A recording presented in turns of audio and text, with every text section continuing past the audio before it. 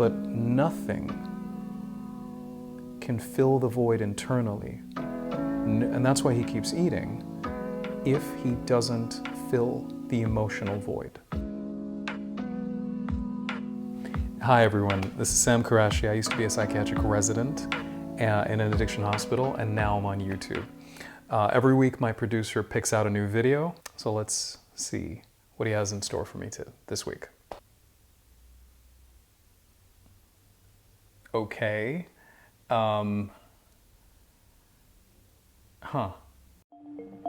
Sit. I would just eat until I'm dead, probably. A normal day for me is wake up around 12, figure out something I'm gonna eat immediately. TV, video games, bed. It's not a lot of activity. I'm just safe, and video games are where I escape. He's depending on that to be the only source of interaction with the world, and it's obvious why. There's probably a sense of fear of rejection, there may be a sense of shame, he's self-conscious about how he looks, he doesn't want to be judged, no one wants to be judged, and I completely understand. So there are many reasons why he would lean on video games as an example, probably watching movies, but leaning on video games as an example. But one of the benefits of video games is it gives you a sense of control.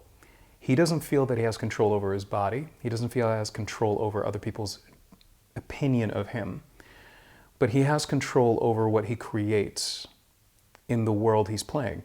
And if he's playing online, which obviously he is, he has his headphones on and his mic, so he's probably interacting. It could be a co-op where he's playing with someone else, which creates a sense of connection, or he's playing against someone else, which creates rivalry, but if he defeats, he dominates, and he feels more in control, and it gives him a sense of safety. Whenever we feel in control, we feel safe.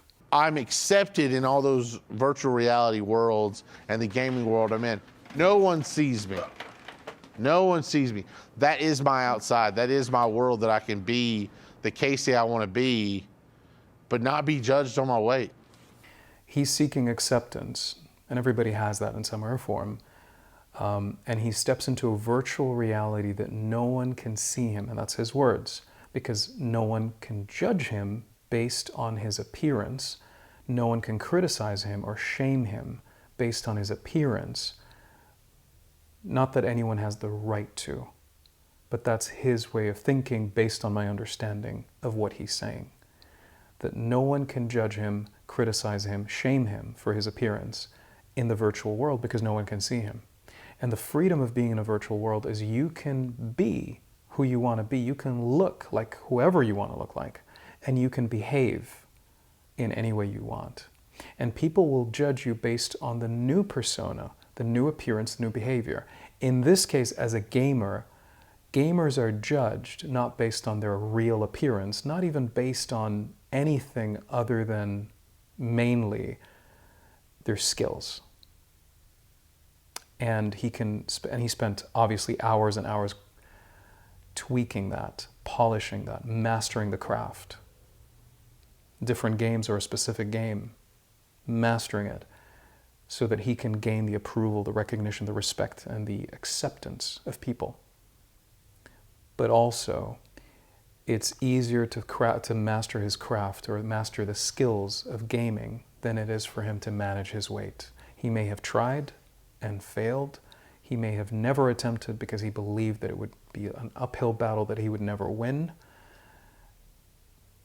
And so he might have given up and sought to achieve a sense of certainty, a sense of control to feel safe through another avenue. I've always been a big kid. Out of high school, I was probably 300 something pounds. But then I got out of school, got a couple of jobs at a couple of restaurants. I ate at them. I was probably around 500 pounds then, and it was just getting too difficult to work, so I quit my job. One thing I would add to what he was mentioning about leaving the job, and if I had a session with him, I would ask, what's the reason behind leaving the job specifically? Is it the way people looked at him? Was it the judgment? Or was it that where he was working it was very difficult for him as he got bigger as he gained weight, it was very difficult for him to operate or function or interact with the tools that he needed, whatever he was doing, in the kitchen, if it was in a restaurant, or whatever he was doing. Did it affect his ability to interact because it was too tight for him? Or was it the judgment of others? Or was it a combination? He'll tell me what to get him, and I come right back a lot of times in case that's too much food. But I'll get it for him and bring it to the house and put it right in front of him. He's my son. I love him. I love to make him happy, you know, and food's got a lot to do with his happiness, but he's like an addict about food. I don't want to call him an enabler, but I mean, sometimes that's really the way, like, it seems that it is. I'm not buying the groceries. I'm not buying the frozen pizzas. I'm not buying the chicken wings. There's someone facilitating the food coming in, and it's not me. I think he was indirectly blaming his father for the facilitation of food. And I think a lot of people, a lot of parents, they love their children so much that they facilitate bad behavior, they enable it, and it's unintentional. Some parents fear the rejection of their children, so they just want to please them. They just want their children to love them. Or sometimes they just feel for them when they're in pain, and they just want to alleviate the pain, even if it's a temporary thing, even if it causes more problems. It's the short-term pain relief that's more important than the long-term pain avoidance or prevention. So in this case, he's just making it a lot easier. One thing that would make it a lot easier is for him to, if he did want to, because this, obviously, if his weight, if his appearance is a problem to him and he feels judged and he's worried about how people will judge him and criticize him and shame him, that it stops him from getting a job, then he can't really provide for himself, which does give people a sense of control. So he's trying to find it another way. But if he actually does that, if he finds a way to work from home, that can help. Whether he becomes a professional gamer is a different story, but if he can find a way to work from home, that can solve the problem because it gives him a sense of control. But the other issue is, does he resent himself for how he looks? Is he ignoring that resentment? Does that resentment exist? Does he feel guilty about what he's putting his body through? The solution, if this was considered a problem by him, from a health perspective, physically it is a problem. But if he considers it a problem, once he considers it a problem is when change can happen. Once he realizes the consequences, he will know that it's a problem and he will admit it. But then he would need a good strategy. But nothing can fill the void internally, and that's why he keeps eating, if he doesn't fill the emotional void. It gets old, and I get tired of it, and he should be more active, but he's not. He's just there. He's just there. And I wait on him hand and foot, and I shouldn't do it, but I do. Me and my dad's relationship is, it's kind of touch and go. Like, sometimes we'll have great moments together, and then recently, in these past, like, years, there's a lot of, like, negativity and anger and frustration. But now I'm at a size to where I need him to help me do things that just no parent wants to be doing when you're in your 30s or whatever. I need his help a little bit to clean myself, wiping just my ass. I know this is a massive problem in the world, and a lot of addictions, regardless of what the addiction is, it's a form of behavior, and that behavior is fed by an emotion or a collection of emotions.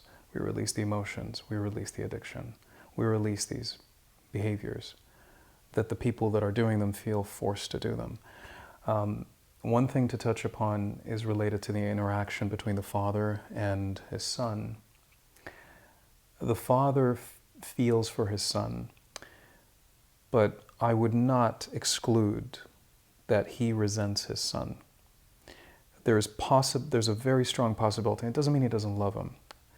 The son may resent the father for enabling him, facilitating that, even though he's trying to help him by feeding him, but he's resenting his father. He may resent his father.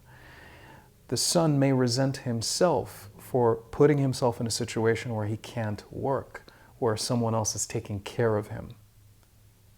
He may feel a sense of guilt towards putting his father, who he may feel that he would want to take care of his father, but he's in a position as a 34-year-old where his father's taking care of him.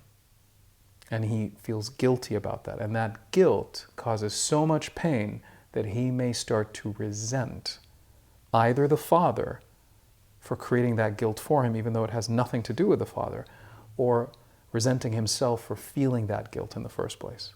Sometimes certain emotions are a reaction to feeling another emotion. And there's so much we can talk about in that sense, but I just wanted to touch upon that relationship, and I think it's really important for us to address emotions. One of them for relationships is resentment, and that usually comes from fear. I hope you enjoyed this video. If you did, please make sure you like and subscribe.